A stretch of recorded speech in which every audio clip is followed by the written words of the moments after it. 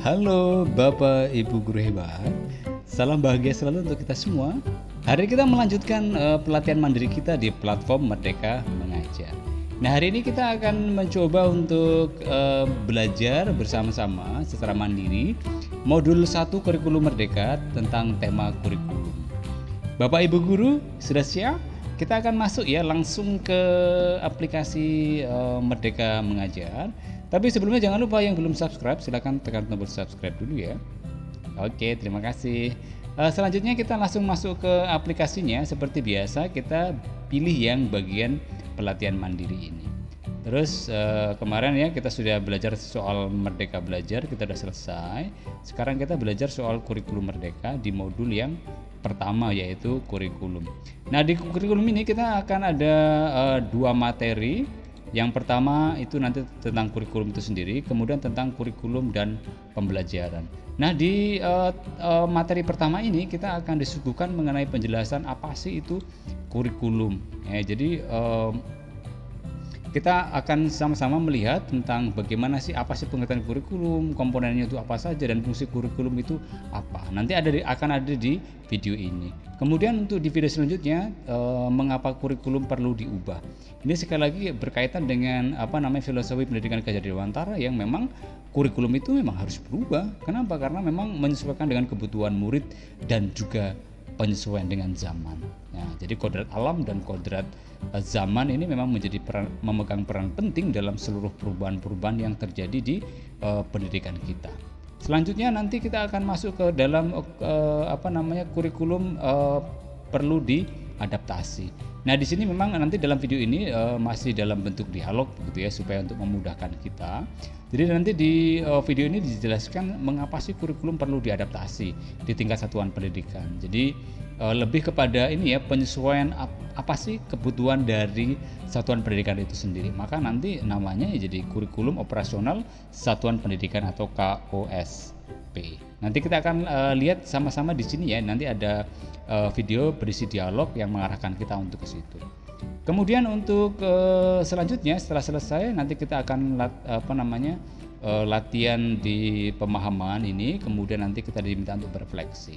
Kemudian video yang kedua, tema kedua itu tentang kurikulum dalam pembelajaran. Nanti di sini di video ini akan sekali lagi juga dijelaskan mengenai bagaimana mengembangkan kurikulum untuk mencapai tujuan pembelajaran. Jadi nanti ini bentuknya juga dialog untuk memudahkan kita dalam pembelajaran memahami tentang kurikulum dalam pembelajaran ini. Dan nanti setelah selesai sekali lagi ada juga latihan pemahaman dan juga ini untuk membuat refleksi ya atas pemahaman kita. Setelah selesai maka kemudian akan kita lakukan kerjakan post test ya Bapak Ibu Guru ya. Jadi langsung saja kita akan mencoba untuk bersama-sama melihat post testnya. Kita akan bahas sama-sama ya. Yang pertama, kurikulum dapat dimaknai sebagai segala sesuatu yang dipelajari murid. Apakah benar Bapak Ibu Guru? Tentu ya bukan ya. Jadi kurikulum adalah bukan soal segala sesuatu yang dipelajari oleh murid kita. Kemudian yang kedua, dalam mewujudkan pembelajaran yang transformatif pada proyek pembelajaran yang akan dilakukan, Bu Monik mendorong murid untuk membuat aksi nyata dalam isu sosial yang terjadi di sekitarnya, berkaitan dengan materi yang mereka pelajari. Agar murid melakukan aksi dengan tepat, Bu Monik sebaiknya terlebih dahulu mengajak murid-murid untuk melakukan hal-hal sebagai berikut. Ini yang hendak dilakukan ya atau yang harus dilakukan, tapi ini yang kecuali ya, yang artinya yang tidak perlu dilakukan oleh Bu Monik sebelum melakukan proyek. Jadi kalau kita lihat dari opsi 1, meminta murid mengevaluasi aksi yang telah dilakukan, kemudian mengajak murid untuk mengantisipasi, kemudian mendorong murid untuk memahami tujuan, kemudian mengajak murid untuk melihat rencana aksi yang akan dilakukan dari perspektif berbeda. Kata kuncinya adalah di ini Bapak Ibu Guru ya, di sebelum melakukan. Jadi sebelum melakukan ya tentu kita tidak perlu meminta murid untuk mengevaluasi aksi yang telah dilakukan ya, karena memang belum terjadi. Jadi kita lihat kata kuncinya adalah soal sebelum melakukan proyek ya, mendorong proyek yang dilakukan oleh murid-murid kita. Jadi tentu jawabannya adalah yang A ya. Jadi meminta murid untuk mengevaluasi gitu ya. Jadi memang ini kayaknya memang yang tidak perlu dilakukan oleh Bu Monik. Jadi untuk pertanyaan berikutnya, kita masuk ke pertanyaan nomor 3. Pernyataan yang tepat mengenai perubahan kurikulum adalah A. Kurikulum diubah untuk memberikan tantangan yang lebih besar bagi murid. Perubahan kurikulum merupakan semata-mata tuntutan kebutuhan industri. Kurikulum diubah untuk memenuhi kebutuhan murid terhadap perubahan zaman. D. Perubahan kurikulum harus mengacu kepada pendidikan negara maju. Jadi kalau kita lihat sebetulnya kata kuncinya sekali lagi apa yang disampaikan oleh Kaiser Dewantara mengenai kodrat alam, kodrat zaman gitu ya. Jadi kita akan lebih melihat kepada memang kurikulum perlu diubah karena untuk memenuhi kebutuhan murid terhadap perubahan zaman. Ini yang harus kita respon. Maka perubahan itu adalah sebuah keniscayaan atau sesuatu yang tak terelakkan dari sebuah proses pendidikan. Jadi penyesuaian kebutuhan murid dengan perubahan zaman. Nah nanti sekali lagi harus juga dikaitkan juga nanti soal karakteristik satuan pendidikan. Maka nanti di pertanyaan-pertanyaan berikutnya akan juga dibahas soal itu. Kenapa sih misalkan kurikulum perlu diadaptasi dari kurikulum yang ditentukan oleh pemerintah? Karena memang nanti juga akan kita bahas bahwa satuan pendidikan itu memiliki karakteristik sendiri-sendiri antara satuan pendidikan yang satu dengan satuan pendidikan yang lain, yang masing-masing sekali lagi memiliki ciri khas sendiri. Mereka yang sekolah di daerah pegunungan tentu memiliki ciri khas sendiri dengan sekolah yang berada di perkotaan begitu. Nah, dan pertanyaan nomor 4. Sebagai salah satu kepala sekolah di daerah tertinggal, Bu Soliat mendapatkan kesempatan untuk mengikuti kunjungan ke sebuah sekolah di luar negeri. Beliau melihat materi pembelajaran di sana lebih tinggi daripada di Indonesia. Beliau berkesimpulan bahwa negara tersebut bisa jauh lebih maju dari Indonesia karena materi pembelajarannya lebih tinggi. Saat kembali ke sekolahnya, Bu Soliat menyampaikan hal tersebut kepada seluruh guru dan meminta guru untuk menaikkan level materi pembelajaran yang diberikan kepada murid. Ia berharap bahwa murid-muridnya akan dapat lebih maju dan bersaing dengan murid dari sekolah lain. Pendapat yang tepat mengenai hal yang harus dilakukan oleh Bu Solia di atas ya. Jadi pertanyaannya adalah pendapat yang tepat mengenai hal yang dilakukan oleh Bu Solihat di atas. Jadi apakah A, hal tersebut dapat dilakukan karena negara maju patut menjadi contoh dalam pengembangan kurikulum. Hal tersebut tidak dapat dilakukan karena lebih cocok diterapkan terlebih dahulu di sekolah perkotaan. Hal tersebut akan berhasil meningkatkan kompetensi dan daya saing murid sekolahnya. Atau nanti ini yang D opsinya. Hal tersebut dapat dilakukan dengan tetap memperhatikan karakter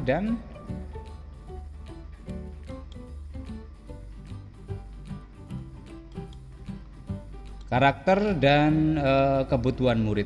Jadi sekali lagi ini lebih ke adaptasi ya. Jadi kata kuncinya ada di situ sebetulnya, penyesuaian adaptasi dengan kebutuhan dan karakteristik murid. Maka yang perlu dilakukan oleh Bu Soliha tentunya adalah hal yang poin yang D ya, tentang adaptasi atau tetap memperhatikan karakter dan kebutuhan murid. Bisa dilakukan tapi harus mengadaptasi itu, harus menyesuaikan dengan karakter dan kebutuhan murid. Untuk nomor 5, alasan utama mengapa sekolah perlu melakukan adaptasi terhadap kurikulum dari pemerintah adalah A. Tidak semua guru memiliki kompetensi yang dibutuhkan untuk menjalankan kurikulum dari pemerintah. Setiap satuan pendidikan memiliki karakteristik yang berbeda. Kurikulum yang dikeluarkan oleh pusat masih perlu pengembangan secara berkelanjutan. Guru butuh kurikulum yang dapat lebih dipahami dan diaplikasikan di sekolah. Tentu sekali lagi kalau kita melihat soal ini adaptasi, maka tentu kita lebih melihat soal karakteristik satuan pendidikan yang masing-masing memiliki ciri khas sendiri-sendiri atau karakteristik sendiri. Maka tentu alasan utama mengapa sekolah perlu melakukan adaptasi terhadap kurikulum dari pemerintah adalah soal setiap satuan pendidikan memiliki karakteristik yang berbeda. Kemudian pertanyaan nomor 8. Bu Sondang mengajar di sebuah sekolah di daerah pegunungan dan perkebunan ya. Kata kuncinya adalah pegunungan dan perkebunan. Murid di kelasnya sedang mempelajari berbagai cara pengawetan makanan. Pada buku paket, Bu Sondang mendapati latihannya harus dikerjakan murid adalah melakukan pengawetan ikan dengan penggaraman. Hal yang sebaiknya dilakukan Bu Sondang adalah meminta murid untuk mengerjakan latihan sesuai dengan yang terdapat pada buku paket, melewati bagian latihan tersebut dan melanjutkan ke materi berikutnya. Mengajak murid untuk melakukan pengawetan dengan teknik penggaraman pada makanan hewani lainnya. Kemudian yang D, mengajak murid untuk melakukan berbagai teknik pengawetan bahan atau sayuran yang ada di daerahnya. Tentu kalau kita bicara soal ini ya, soal adaptasi sesuai dengan kebutuhan peserta didik, maka karena kalau Bu Sondang ada di daerah pegunungan dan maka hal yang paling baik adalah mengajak murid untuk yang poin D ya, mengajak murid untuk melakukan berbagai teknik pengawetan buah atau sayuran yang ada di daerahnya. Jadi kalau ikan kan ciri khas di daerah laut ya atau daerah pantai, maka harus penyesuaian. Berikutnya pertanyaan nomor 7. Berikut yang merupakan hal-hal unik yang dimiliki sekolah atau yang disebut karakteristik satuan pendidikan adalah kondisi daerah satuan pendidikan, latar belakang ekonomi murid, sarana dan prasarana satuan pendidikan. Jadi atau semuanya benar. Tentu ya kalau kita lihat dari jawaban ini semua jawaban adalah benar. Jadi itu yang menentukan karakteristik, yaitu mengenai kondisi satuan pendidikan, latar belakang ekonomi murid yang sekali lagi satu sekolah satuan pendidikan dengan satuan pendidikan yang lain itu sangat berbeda. Ya, dari sekolah yang satu dengan sekolah yang lain di daerah geografis tertentu dengan daerah geografis yang lain. Jadi sekali lagi karakteristik ini lebih ditentukan pada kondisi satuan pendidikan, latar belakang murid dan sarana prasarana satuan pendidikan. Jadi mungkin ada yang satuan pendidikan memiliki sarana prasarana yang sangat lengkap, tapi di sisi lain mungkin ada juga satuan pendidikan yang memang sarana dan prasarananya sangat terbatas. Maka sekali lagi itu menentukan karakteristik yang juga mempengaruhi sekali lagi soal adaptasi kurikulum yang dikeluarkan oleh pemerintah. Supaya apa? Supaya sekali lagi masing-masing satuan pendidikan bisa untuk berkembang secara maksimal. Karena apa? Ya, menjawab seluruh kebutuhan apa yang dialami oleh peserta didiknya. Yang terakhir, berdasarkan hasil analisa, diagnostik, dan survei karakter didapatkan bahwa murid SMP Merdeka Belajar secara umum memiliki karakter sebagai berikut. Berasal dari keluarga petani dengan ekonomi menengah ke bawah. Memilih untuk bekerja atau menikah dibandingkan melanjutkan pendidikan ke jenjang yang lebih tinggi. Memiliki gawai dengan spesifikasi terbatas. Memiliki ketertarikan dan potensi di bidang seni dan olahraga. Hal berikut dapat dilakukan sekolah dalam rangka mengakomodasi kebutuhan murid dalam kurikulum di sekolah berdasarkan informasi di atas kecuali ya. Kita lihat dari opsi yang A, mengadakan ekstrakurikuler dalam bidang seni dan olahraga sesuai minat dan sumber daya yang ada. Memasukkan pendidikan seksual dalam pembelajaran untuk meminimalisir pernikahan usia dini. Mengintegrasikan muatan kewirausahaan dalam pembelajaran untuk menyiapkan murid menjadi pekerja. Melibatkan murid dalam usaha penghijauan sekolah. Maka ini yang kemudian menjadi penting ya, karena sekali lagi ini yang kecuali gitu ya. Jadi kalau kita melihat secara keseluruhan dari opsi, memang kebutuhan misalkan yang A mengadakan ekstrakurikuler dalam bidang seni dan olahraga tentu ya sesuai dengan kebutuhan dari murid. Kemudian memasukkan pendidikan seksual dalam pembelajaran untuk meminimalisir pernikahan usia dini tentu ya sekali lagi merespon juga dengan kebutuhan murid kita. Kemudian mengintegrasikan muatan kewirausahaan dalam pembelajaran untuk menyiapkan murid menjadi pekerja. Saya kira yang poin D ya yang memang menjadi pengecualian melibatkan murid dalam usaha penghijauan sekolah. Nah, jadi Bapak Ibu guru ini yang merupakan post test dari modul 1 kurikulum merdeka ya, untuk tema kurikulum.